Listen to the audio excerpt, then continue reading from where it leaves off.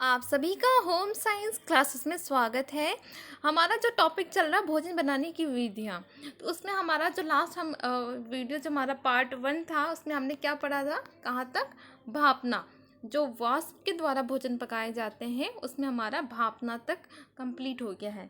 आज नेक्स्ट हम पढ़ेंगे वो है प्रेशर कुकर। ठीक है, प्रेशर कुकर के बारे में जानेंगे, ये क्या होता है इसके बारे में। तो चलिए आज का वीडियो करते हैं स्टार्ट। प्रेशर कुकर जब भोजन को भाप के बल में रखकर पकाया जाता है तब इसे प्रेशर कुकिंग कहते हैं।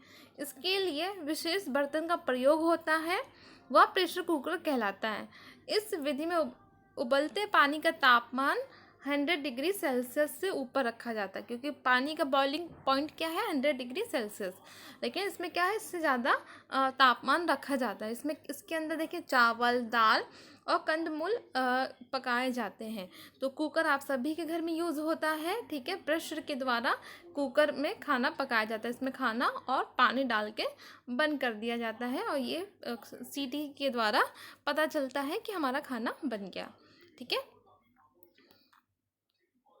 नेक्स्ट हमारा पानी में पकाना। पांचवा पॉइंट क्या, पानी में पकाना। इस विधि में भोजन को 80 डिग्री सेल्सियस से 85 डिग्री सेल्सियस के तापमान पर पकाया जाता है। मतलब ज़्यादा बॉईल नहीं किया जाता, 100 से कम रखा जाता है, जो कि पानी को उबलने के लिए 100 डिग्री सेल्सियस ताप से कम है। तो ठीक है, इतना बॉईल नहीं हो रहा है, उससे कम में इसमें उबाला जाता है।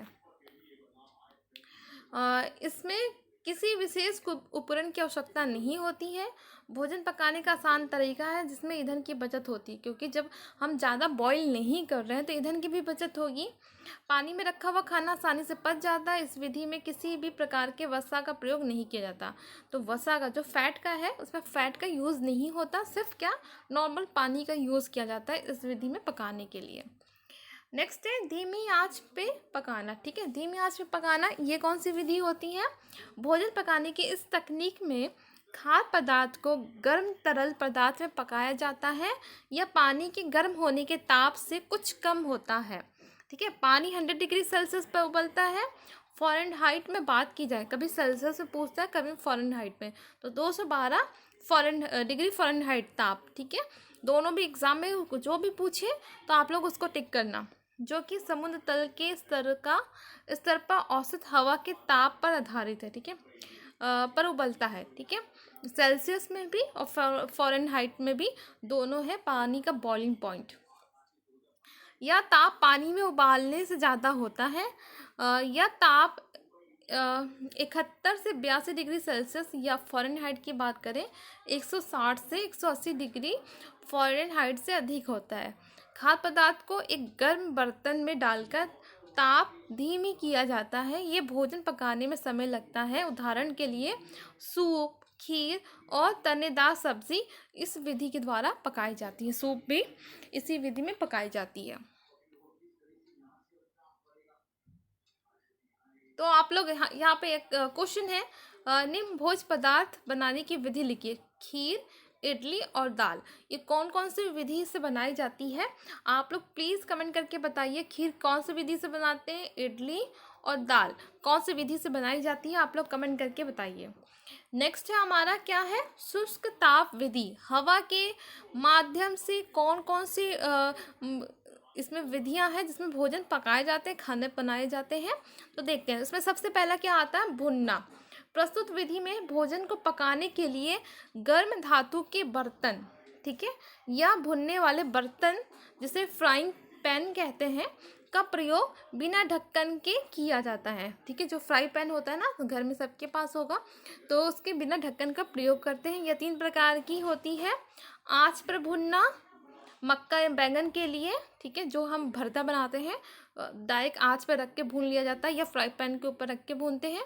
दूसरा क्या है, ओवन, पैन, पॉट, कंदमूल सब्जी, पॉपकॉर्न, शकरकंद आदि के लिए यूज़ होता है। तो एक एक करके सभी को जानेंगे। तो देखिए जो भुनना है इसमें क्या खाना पकाने की आसान विधि होती है। खाने का रंग, रूप, स्वाद व बनावट बढ़ती है।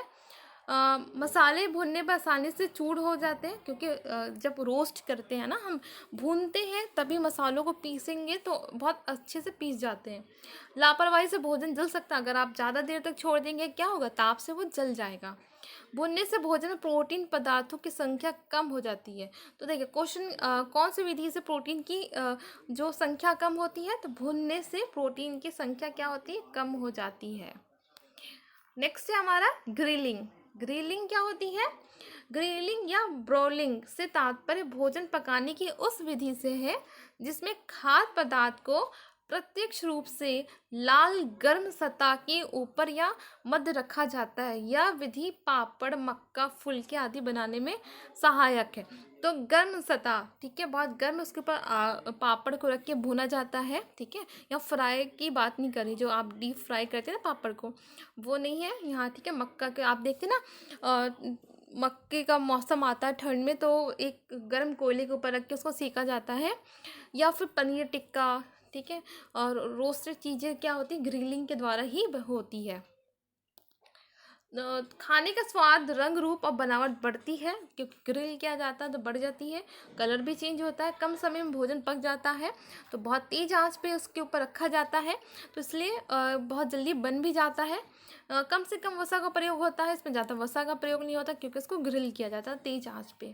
विशेष ध्यान देने की आवश्यकता है, अन्यथा भोजन जल सकता है। जब आप तेज़ आंच पे पका रहे हैं तो उसको ज़्यादा देखभाल की आवश्यकता होती है। अब आता हमारा रोस्टिंग। रोस्टिंग और ग्रिलिंग में थोड़ा सा डिफरेंस है, आप यहाँ पे देखिएगा। इस विधि में भोज्य पदार्थ को दो गर्म बर्तनों के मध्य रखा जाता है, इससे दोनों तरफ से भोज्य पदार्थ सुनहरे रंग का होता है। ब्रेड इसी प्रकार पकाई जाती है। तो जो रोस्टिंग है वो ब्रेड दोनों साइड से गर्म होता है, ठीक है, उसके बीच में रखा जाता है, तो क्या होता है, वो पक जाता है। तो ब्रेड इसी विधि से बनाई जाती है, रोस्टिंग। रोस्ट करना, बहुत गर्म, हर साइड से उसको रोस्ट किया जाता है। फिर आता हमारा चौथा, सेकना। इसमें खाना शुष्क ताप में पकाया जाता है। ओवन या ओवन जैसी कोई बर्तन इस विधि में प्रयुक्त होता है। ओवन में तापमान होता है 120 डिग्री सेल्सियस से 260 डिग्री सेल्सियस तक, ठीक है, ये तापमान याद रखिएगा।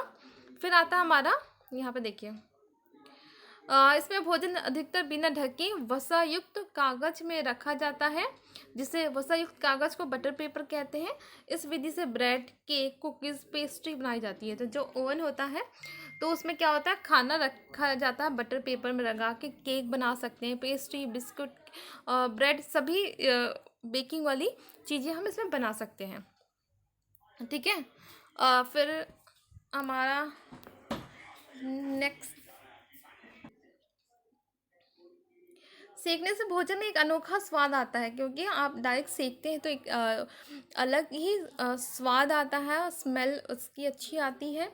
भोज्य पदार्थ हल्का फूला हुआ हो जाता है, जैसे केक, कस्टर्ड, ब्रेड, तो वो जब हम बेकिंग करते हैं तो वो फूल जाता है। ज़्यादा और समान भोजन पकाने में सहायक है, उदाहरण ब्रेड।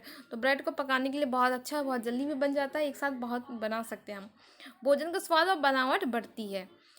तो नेक्स्ट है हमारा मेल विधि, ठीक है। मेल विधि में कौन कौन से आते हैं ये हम कल के वीडियो में पढ़ेंगे, नेक्स्ट पार्ट में, ठीक है। अगर वीडियो अच्छा लग रहा है तो प्लीज़ लाइक करें, कमेंट करके बताया करें आपको वीडियो कैसा लग रहा है। कहीं भी कुछ भी समझ में नहीं आता तो आप लोग कमेंट करके पूछ सकते हैं।